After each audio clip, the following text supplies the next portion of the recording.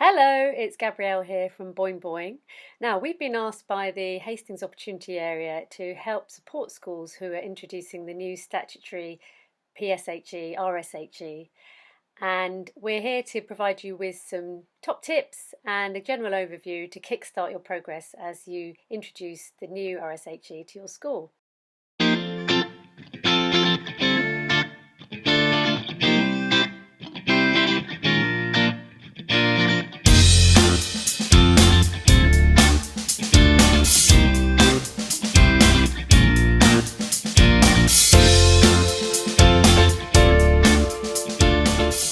This clip is the third in a series on PSHE, and in fact if you look back you'll probably see the point at which I should have gone to the hairdressers before we got locked down again. But anyway, this one we're going to be focusing on assessment, so let's crack on. We're going to start off by looking at why we're assessing RSHE. In the past, perhaps you may not have considered assessment appropriate for RSHE because of the type of things that you were teaching and perhaps a sense that you were doing values, and that's a very difficult thing to measure. Next, we're going to look at how, therefore, can you do assessment if you're not going to be doing it in the same formal way, but you need to capture ideas about progress and attainment. And also, as part of the session, I'll be signposting you to other resources which you could use, which are fantastic and will be really great for the detail of what you're trying to do. In fact, before I start, I'd like to mention some of the great work which has been done by Josie Rayner Wells.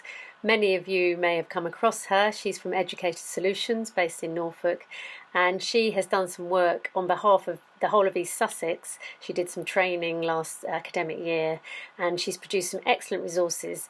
If you signed into some of that training or did the readiness checker, then you will be able to access these resources on a Microsoft Teams site, and you should have been sent the links to that, or contact Educator Solutions.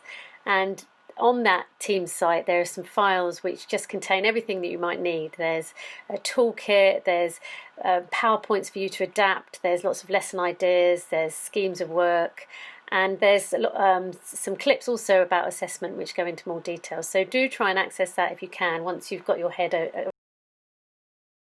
Another great source of resources is the PSHE Association, and once again, if you're a member of the PSHE Hub in Hastings, then you should get free access to their resources, free membership of the PSHE Association.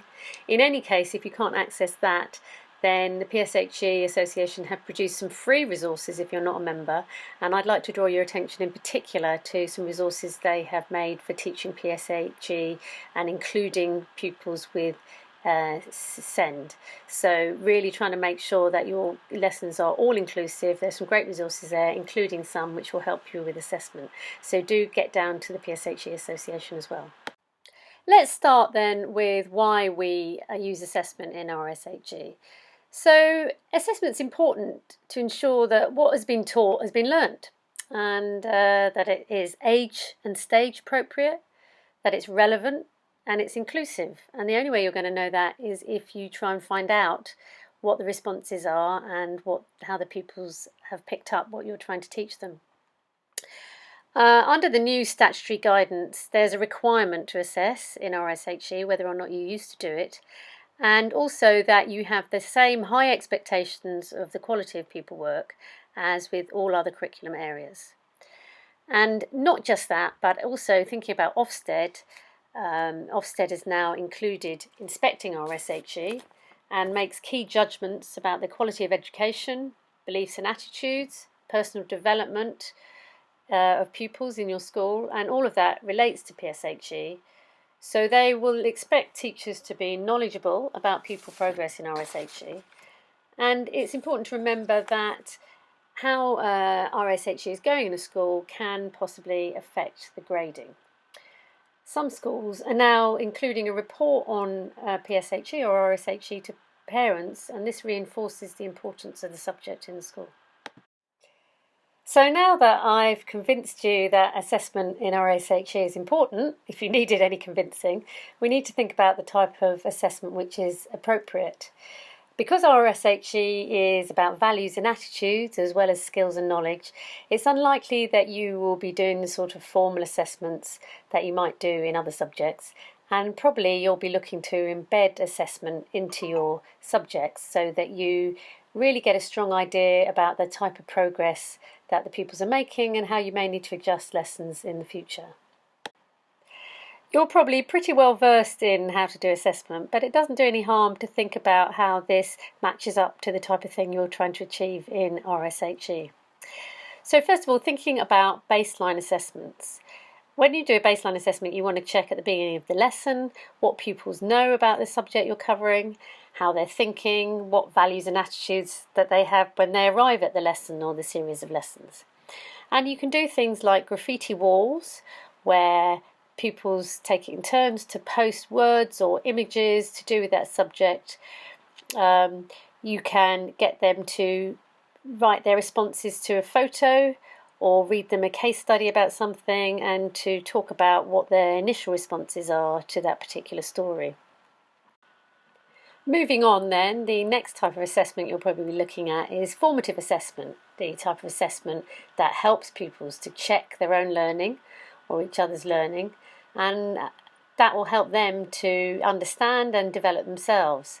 So formative assessment can come from your questions about how you push their understanding, how you could potentially give them more information and then ask them to rethink or rediscuss the type of things they're looking at, or to push the complexity of a scenario so that they can really reflect on what is happening. If you were trying to assess how they'd progressed in their skills of listening and allowing other people to speak and discussing and debating, then you could perhaps stop the lesson and get them to actually actively reflect on what is going on in terms of their discussions and then try and change some of the ways and the dynamics in which these things. Finally, a summative assessment is your assessment of the progress they have made, so the assessment of the learning which has taken place. And this could happen, for instance, using different coloured pens if they've done a baseline assessment and then they're adding to their learning, or adding different pictures to a scenario, or perhaps moving pictures around if they'd arranged them in a certain way and making different links, and lots of different ways to demonstrate that they've really learned and understood new things as a result of your lesson. There are several things going on in a RSHE lesson, and another way to think about what to assess is to think about really the different ways in which you're affecting a pupil's understanding of the world. So one will be in relation to facts. If you're assessing the facts that they've acquired as a result of your lesson, that's relatively easy. You could do that through quizzes and so on. Then another thing, of course, is the skills. So certain skills acquired in terms of how people relate to each other and how they, for instance, self-soothe and so on. So that can be assessed through looking at role plays and seeing at how people conduct themselves in terms of discussions. You could work with dolls. You get people to see how they respond with puppets. Or you could just get the pupils to work together on a neutral activity and just literally look at their skills of working together as a group. The other thing you're assessing as part of the RSHE is how people's values and attitudes develop as a result of your lessons. So you can measure this by getting pupils to stand on a continuum before and at the end of the lesson in terms of what they feel about certain things. You get them to colour things in, or prioritise ideas and values, or you could get them to respond to a picture or a story, again to assessing how far they start to have more complex understanding and develop their own ideas and opinions. When you've decided what you're going to assess, either in one lesson or across a series of lessons, then you need to think about how you can do that and what's the most appropriate way. So sometimes assessment can be pupil-led, self-assessment, looking so that they develop their own ideas about where they've come from and where they've arrived at. They can assess each other through peer assessment, or assessment can be teacher-led. Whatever you decide to do, it's worth holding on to some principles of assessment, particularly for RSHE.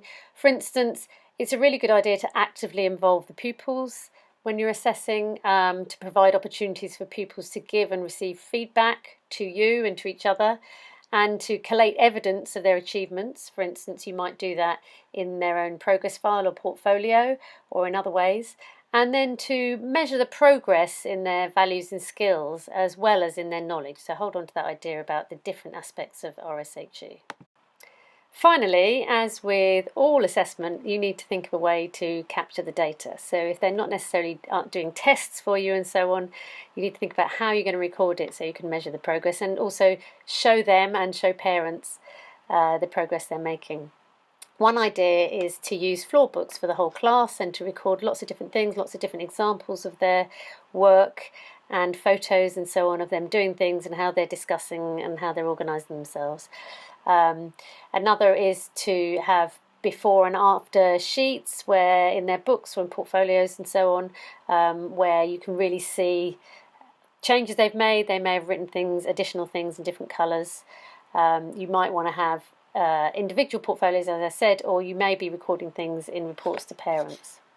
So that's all I want to say about assessment for this clip. Don't forget you can get more details from Educator Solutions or from the PSHE Association, and really just use your knowledge. This gives you an idea of the flavour really of assessment and how it is really, really important, but it doesn't have to be onerous. It's really going to be part and parcel of your teaching. So I'll see you again when hopefully I've had my hair cut.